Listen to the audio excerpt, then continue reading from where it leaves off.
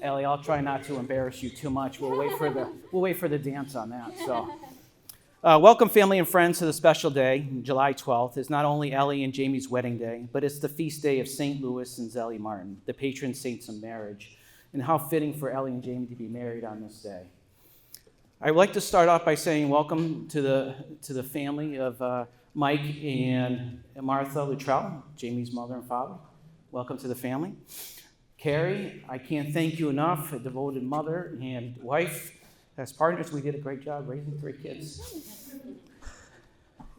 And of course, there's me, father of the bride. I get this one title, I think, one time of the year, basically. And I'm very proud to say that, So, and I asked ChatGPT, the definition of father of the bride. It replied back, financial freedom. So, best of luck, Jamie, and make sure you have plenty of credit cards. So let me bring you back to the beginning when Carrie was pregnant with Ellie. I had just graduated from the Connecticut State Police Academy, working midnights and living and traveling between Connecticut and Mass, trying to make all of Carrie's doctor's appointments. Boy, we didn't we didn't time that one right, During one of the doctor's appointments, I remember seeing the first ultrasound picture of Ellie, and felt overwhelmed with joy and how I thank God for such a miracle, truly. One of the first people I told that Carrie was pregnant was one of my best friends, Matt Garcia, over here. One night, Matt and I were working a midnight shift in this little old town called Lebanon, Connecticut, a town where there is more cows than people. Matt pulled up his cruiser side by side when I told him that Carrie was pregnant. His exact words, "How did that happen?" Matt, we'll talk afterwards about this. So after a quick 9 months and 4 days... Quick for you. And maybe not for Carrie. Carrie went into labor and was labor for 26 hours. Ellie was late for everything. So I remember going into the waiting room and giving an update to Carrie's parents, and every so often seeing them sleeping on the dirtiest rug imaginable. As a matter of fact, I think that's where COVID started, was from that rug. In all seriousness, Ken and Debbie, thank you very much for your support after all these years and in helping us along. Greatly appreciate everything. So after heading back into the delivery room, I remember a sense of panic filled in the room because Ellie's heart rate was dropping. And the nurse is telling Carrie to do all these yoga moves in order to get her heart rate back up. Laying on her side, putting her leg this way and that way, moving her arm in this direction. And then I knew things were getting real when the nurse said, "Prepare for C-section." And the sounds of the brake releasing from the hospital that's still in my head right now is the click, click, click. And the nurse said, "Don't move, the heart rate is rising." In the meantime, Carrie is in this position like she's playing a game of Twister. Then came Ellie with a full head of hair, crying, and her first words were out of her mouth was coffee. See, nobody knows this, but Ellie didn't grow up on baby formula. She grew up on coffee from Starbucks. As I look back at these days, from the first day of preschool to college graduation, I can't believe how fast time has gone. During her college years, I had the privilege to meet her friends during the many moves. Ellie's friends quickly learned that I'm a tyrant.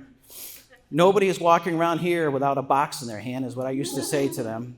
Even baby Cecilia, who wasn't even born yet, was helping, holding doors and carrying pillows.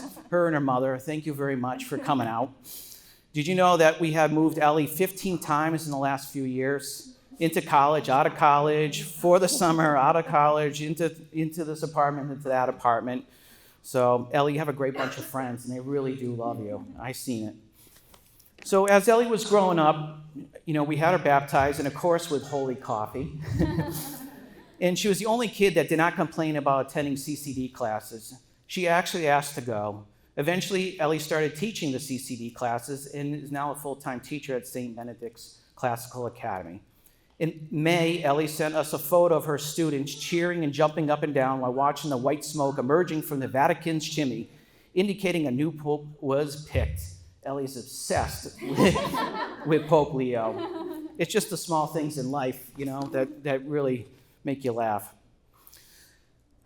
We knew right away that Ellie was special and had an old soul. She became very spiritual and found the love of God and family. Several of the people in her life influenced her religion. One of these people was her number one TikTok follower, her grandmother. Ellie and her grandma had a very special bond, which helped her along in her spiritual journey. Speaking of grandmothers, do you know who the saint of grandmothers is? Saint Anne, which happens to be Ellie's confirmation name. Saint Anne is also the saint of the unmarried. So when Ellie was single, I would pray to Saint Anne. Saint Anne, bring Ellie a man as fast as you can. And voila, Jamie appeared. Thank you, Jamie. So Jamie really started taking over my duties and was fixing the brake lights on her car, bringing her gas in the middle of the night on I-95 in Maine because she ran out of gas. Jamie was there to rescue her. Again, Jamie, thank you. Yeah, midnight. Yeah. Ellie and Jamie, I leave you with this. Marriage is easy. It's love one another and respect one another. It's life that will bring you challenges, and that's when you need each other the most. There's a song called Walk On by the best band of all time, U2. The song is about moving through these challenges. Towards the end of the song, there's a line that says, and you will never walk alone. And I repeat, you will never walk alone.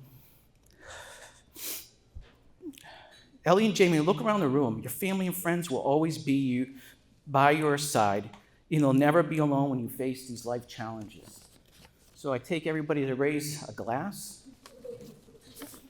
And we should go over and grab our glass.